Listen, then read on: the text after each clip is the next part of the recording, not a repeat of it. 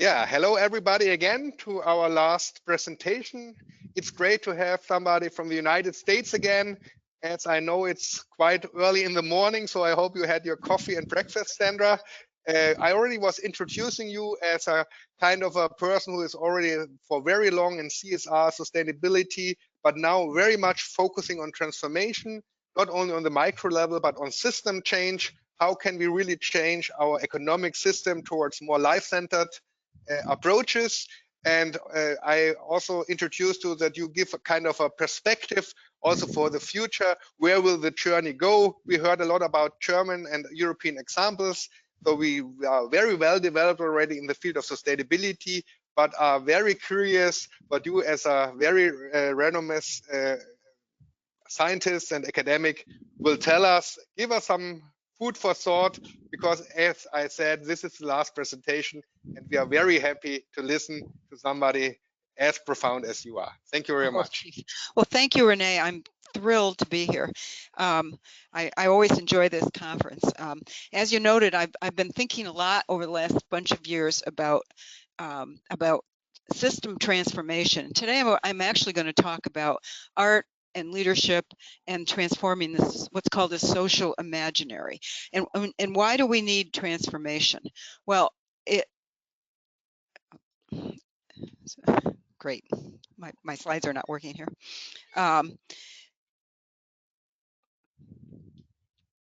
Oops, I've lost them altogether. It's okay. No problem. We have time. Yeah.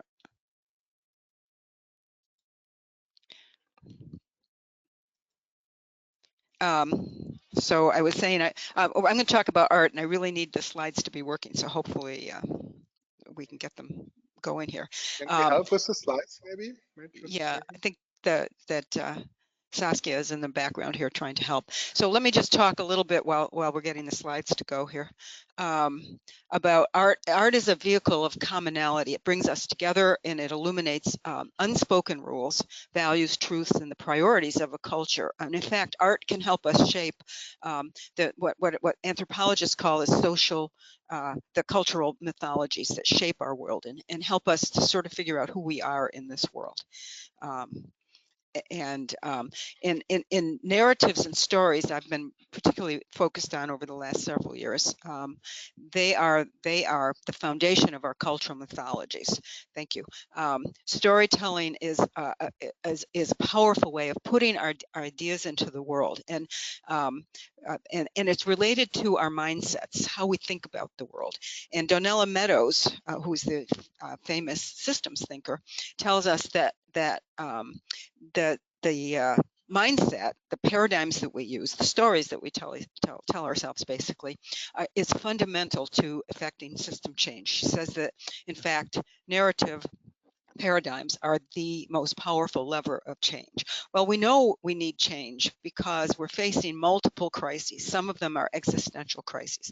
The crisis of inequality around the world, the crisis of climate change, the crisis that we now face with this pandemic that is the reason we're doing this conference online. And so how do we begin to think about creating a new way of thinking about the world, a new social imaginary? And that's partly what I want to talk about. Just this week, a new initiative called Imperative 21 has released a set of art that I'll show you at the end. But Imperative 21 is coming from the perspective that art is something more than beauty. It's got the power to wake people up and create meaningful change. Art is a compass towards the future we want to live in. And I want to demonstrate some of that power for you as we go forward. So if we think about the social imaginary as our cultural mythologies or our sets of beliefs, art of all sorts and stories are instruments of social change and innovation. And potentially, I want to argue here, for system transformation. And at the root of social change is power. I want to argue that art is an instrument of power, but there's some problems with that I'll talk about a little bit. The transformative power of art is to change mindsets, as I just said, and that is the most important change lever according to Donella Meadows. And that means developing, supporting both a new worldview and, I would argue, a very ancient worldview that draws from indigenous perspectives. And transformations need to use this power of art and this power of the social imaginary. So art is fundamental to human beings. As long ago as 17,000 years ago, in the Lascaux cave paintings, you see the power of arts from very early hominids, illustrating how human beings have created art from the very earliest days. Art helps us to see the world differently. So this is a Norman Rockwell painting that was made during the civil unrest, the civil rights movement in the United States, and it shows the little girl being escorted to school by grown men because they were trying to integrate the schools in the United States. Powerful way of conceiving the world. Art has this notion of changing mindsets. So here's Picasso's Guernica. And Guernica helped us to see the horror of war and the devastation, and it inspired civil action. So you can see here that this most influential painting coming from Picasso, people are using images from Guernica to really promote the notion of the horror of war in ways that had not been done prior to that. Art can help us to see reality and help us to see what we don't necessarily want to see. So this image comes from the Vietnam War. It's a picture taken when this little girl who has been napalmed and is running through the streets naked. And it helped to change people's mind about what was going on in Vietnam during the Civil War, during the Vietnam War back in the 1970s. Art can foster action and commitment. So here's a famous picture from that helped change people's minds about what was going on in the townships in South Africa. It's a photo of 13-year-old Hector Peterson being carried away dead, having been part of an uprising, and it galvanized global attention to the apartheid regime in South Africa. And suddenly you couldn't ignore apartheid anymore. Suddenly you had to start paying attention to the horrible things that were going on. So begins the process of transformation. But art can also change our perspectives in whole ways. So on the left, you see the picture of Earthrise, the beautiful picture taken from the moon of the Earth rising over the moon. And who could have imagined before that how vulnerable and how small and how beautiful the Earth was?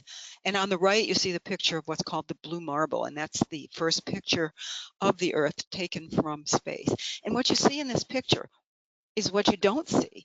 You see one whole image, a holistic picture of the Earth. You don't see borders and boundaries and me and you. What you see is one whole thing, a holistic image of the Earth. And that, again, powerful image in changing our perspective of who we are on this in this world and on this world, on this beautiful planet that we have. Art can inspire and create emotional engagement.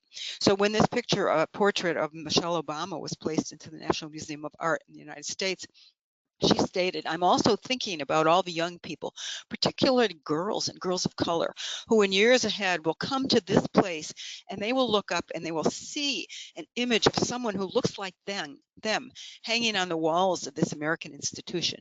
And she said, "I know this kind of impact because that the kind of impact that this will have because I was one of those girls." And so here's this wonderful photograph of this little girl looking at this wonderful piece of art. Showing Michelle Obama. Art has been a part of civic action, civic activism, and music in particular has fueled many protests. So in the 1960s, you had the U.S. Civil Rights Movement, and music was a core part of that. Woody Guthrie's song, which comes out of the 1930s, actually, "This Land Is Your Land," is a song of protest. It talks about people hungry in the squares. It talks about signs telling me you can't trespass on my land. And we only sing typically the more popular verses, but the really meaty verses are the ones that have those protest images in them. Pete Seeger's songs that he made famous, "We Shall Not Be Moved," or the anthem of the civil rights, which was "We Shall Overcome," or in South Africa, the South African anthem, "Nkosi Sikelel' Africa." Sound the call to come together, and united we shall stand. Let us live and strive for freedom in South Africa, our land. Or John Lennon's beautiful song "Imagine," which helps us to imagine a world at peace. Or David Hasselbeck's "Looking for Freedom," which helped to bring about the downfall of the Berlin Wall. So poetry too can change consciousness. Lawrence Ferlinghetti, an American poet, said the greatest poets, greatest lines have entered mass consciousness, and they are great precisely because they continue to resonate in our lives today. So think of Shakespeare's line, "To be or not to be," that is the question. Or Goethe's notion of selling your soul to the devil for worldly pleasures, and how that has entered our consciousness. Or Maya Angelou's poem, "Still I Rise," bringing the gifts that my ancestors gave. I am the dream and the hope of the slave. I rise, I rise, I rise. Wow, what those things do to us to tap our emotions. Art can shape awareness and cultural shifts through dramas, plays, and movies. So think of Henrik Ibsen's The Dollhouse, in which a woman chooses freedom and self-actualization over her patronizing husband. Or Tony Kushner's Angels in America, in which the plight of gays in America during the AIDS crisis was raised up. Or the images that come from West Side Story, a story built on Shakespeare's play Romeo and Juliet, which highlighted the violence of street gangs and racism and discrimination in the United States.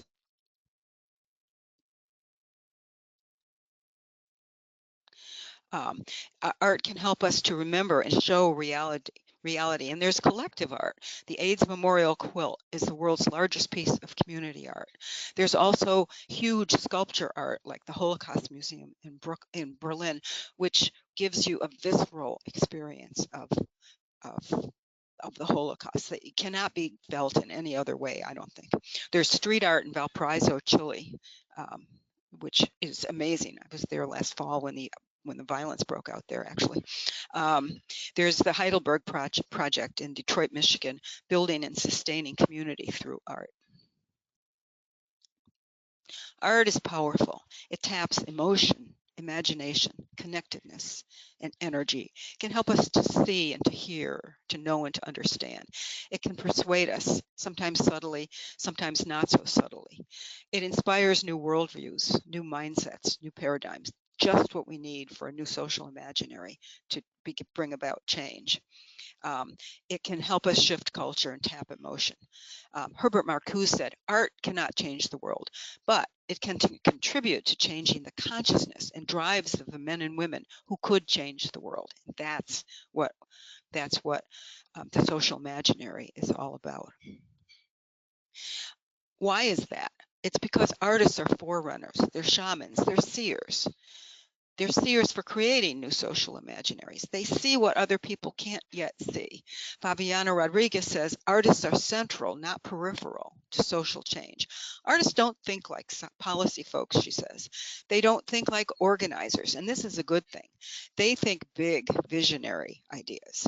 And that's what we need right now in the context of these manifold crises that we're facing, is big visionary ideas. So I would argue that to bring about transformation, we all need to be artists. That art is, as Albert Einstein tells us, standing with one hand extended into the universe and one hand extended out to the world, letting ourselves be a conduit for passing energy. So as Yayoi Kusama says, I wanted to start a revolution using art to build a sort of society I myself envisioned. But there's a catch.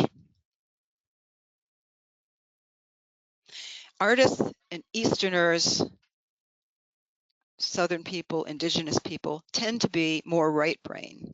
And scientists and Westerners, us Westerners and academics probably, tend to be more left brain. This idea comes from the path-breaking book of Ian McGilchrist, who wrote a book called The Master and His Emissary. So the right brain is creative and the left brain is analytical.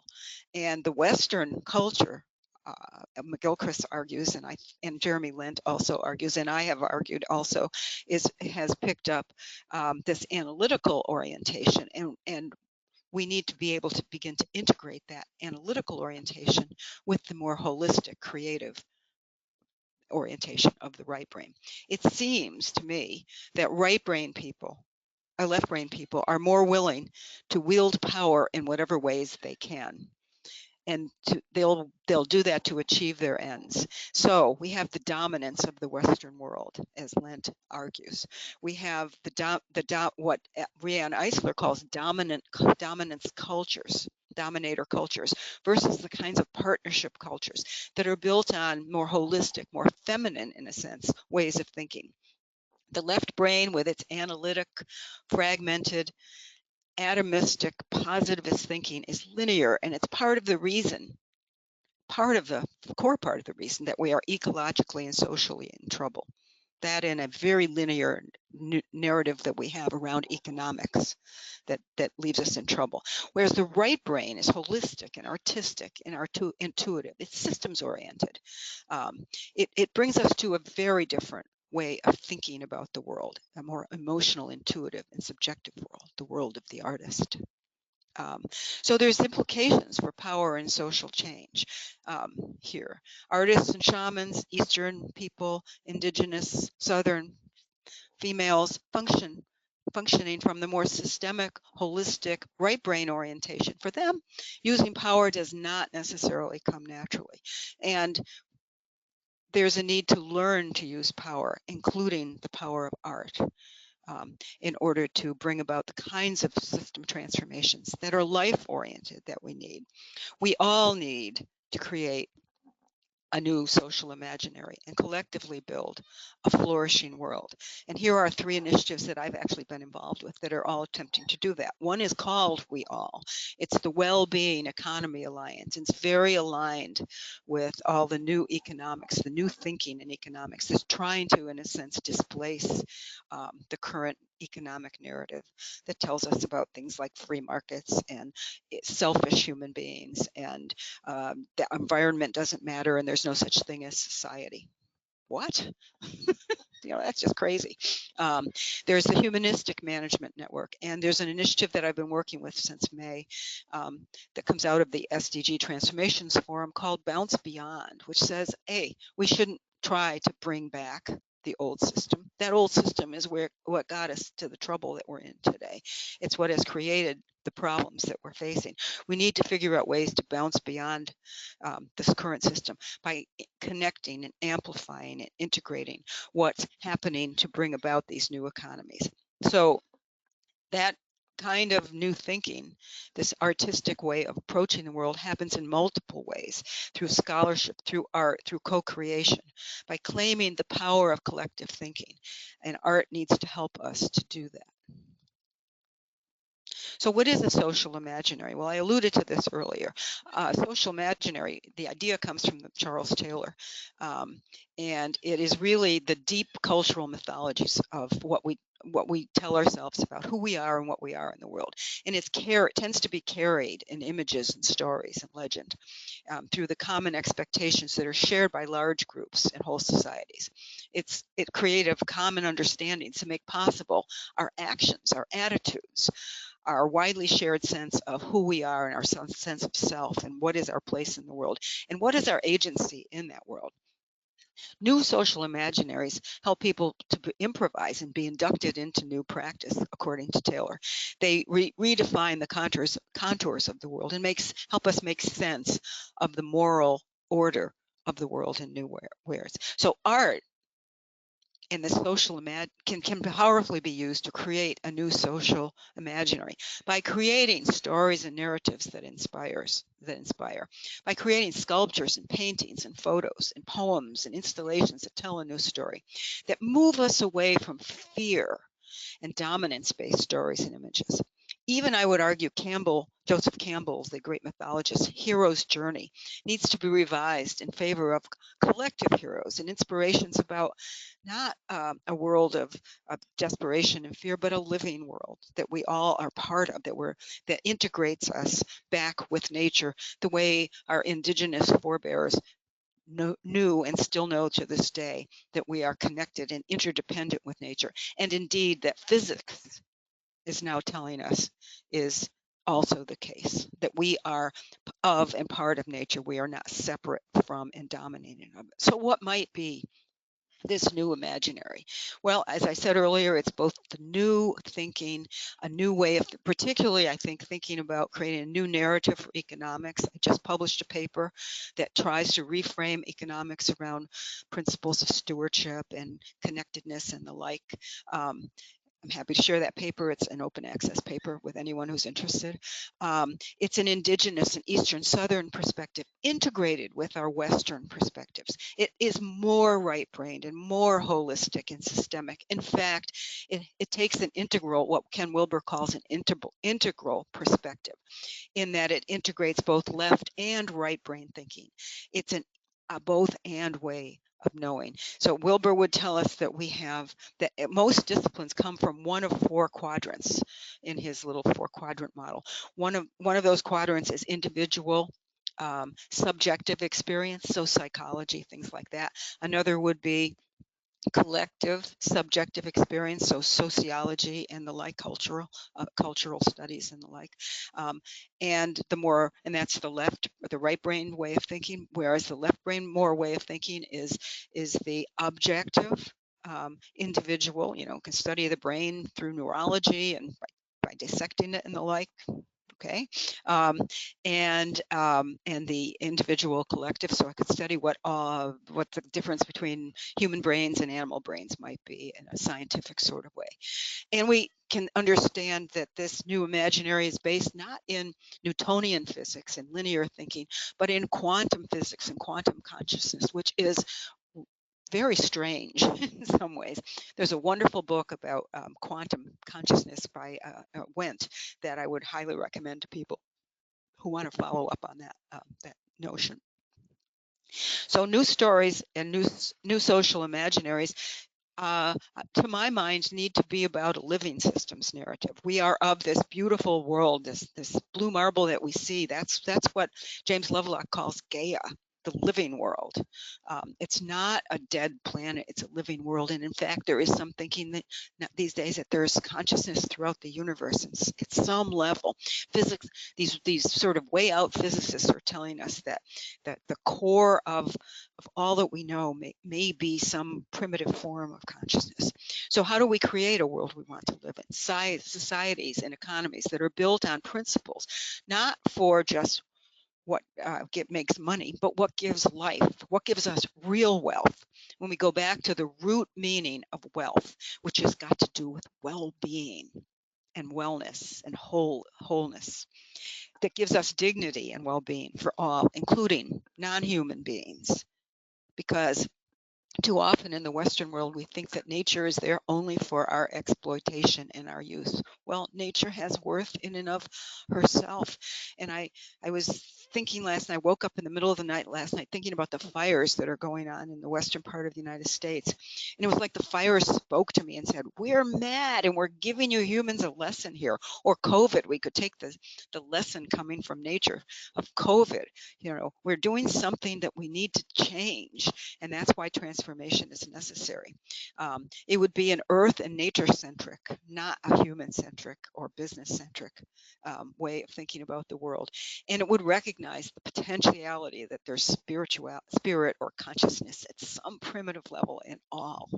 And it would create metrics guided by a sense of collective well-being, or what my colleagues Jim Walsh and Tom Donaldson call collective value, absent dignity violations, not just money, or what somebody the other day called fiat currency in a meeting that I was in.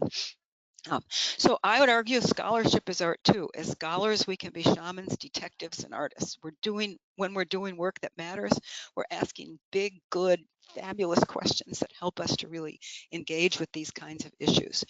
We're taking intellectual risk. We're working towards beauty and inspiration in our world and work. We recognize that you can't divorce yourself from the work that you're doing, that you bring a perspective to it, that you even bring biases to it.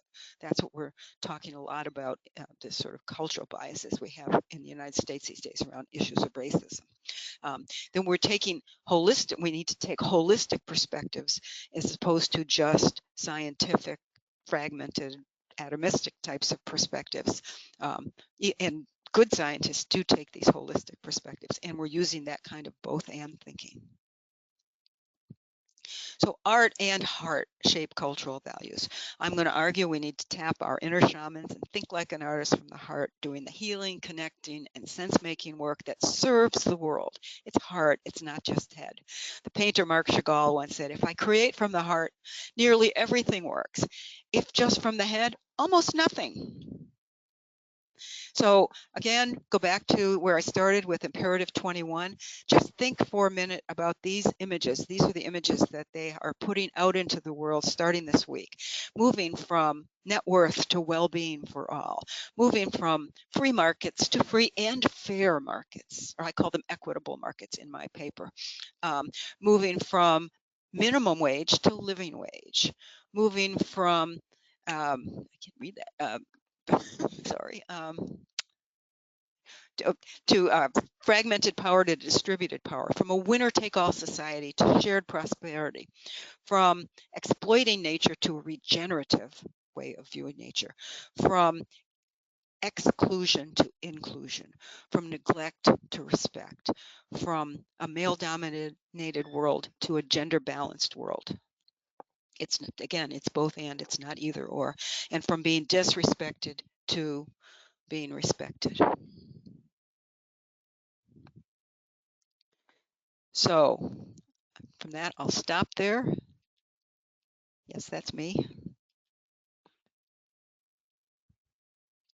And take any questions if we have any time for questions. Yes, thank you, Sandra. I think it was very interesting at the end to open our mind again. You also bring back to our minds the power of storytelling, about new narratives, the power of art. You try to bridge academic, artistic, economic thinking in a new way, and also the role of art and the different parts of the brain in system change, the cognitive perspective, the cultural perspective. So you're really living up what you are saying, that you're trying bring in everything together and make a new living system out of it. And of course, this is all related to economic transformation. And you give us a lot of food for thought. You might have some questions, but I think there was so much into this kind of presentation that the questions will arise, I think, intuitive, probably over the next couple of weeks when we still have to handle the transformations, the Corona crisis you are mentioning. And sometimes we maybe also should listen to our heart, try to discover our artist, our shaman, our seer within us. But at the same time, of course, we also need all the academic and also the rational argumentation. But of course, as we see, we need both, yeah. And I think this is really a good reminder. And it was a nice close for the conference, because of course a conference like this is always very rational. We had a lot of business examples. We did have some systemic view on this, yeah. We also had already a poem with us from Wayne Visser. So I think, I think this could be really the next step forward to bring in more perspectives, yeah, also for business, to rethink business, yeah, as we see a lot of stakeholders, especially the younger generation, is ready for a new story about business. And also we need to change things, otherwise we probably will not overcome the challenges ahead. Thank you again for this really good eye-opening introduction. It was also a little bit provoking maybe for some of us, which is always good. It meant to be provoking, I think. And as I also spend a lot of time in nature. I also understand what you mean that, yeah, you need this intuition, you need the nature, you need this kind of opening of your brain in order to get new ideas, new innovations. And that's what we need actually right now. And so this was a very, I think, valuable contribution also for us. Thank you again. Have a good day. You. For us, it's the end of the day, basically. You start into a new day. So we hand over the thinking to the United States now and say goodbye. And we hope that we, in the next conferences, can have the opportunity to discuss your thoughts. And there's many questions I would raise, but I'm sure there will be some time later. And thank you so much. I see the guitar behind you, so you're probably also a musician, which I think is also bridging the different those were trends. pictures of me. That was me. Oh, where you? That okay, was me. Perfect. Yes. Yeah, Ed Freeman also plays music, so I think this comes now natural music, academic, and business thinking all together. And then I'm very optimistic about our future. Thank you very much, and it was a pleasure. Thank you, Renee. Thank you for inviting me. Yes, it was great. Always a pleasure. Thank you.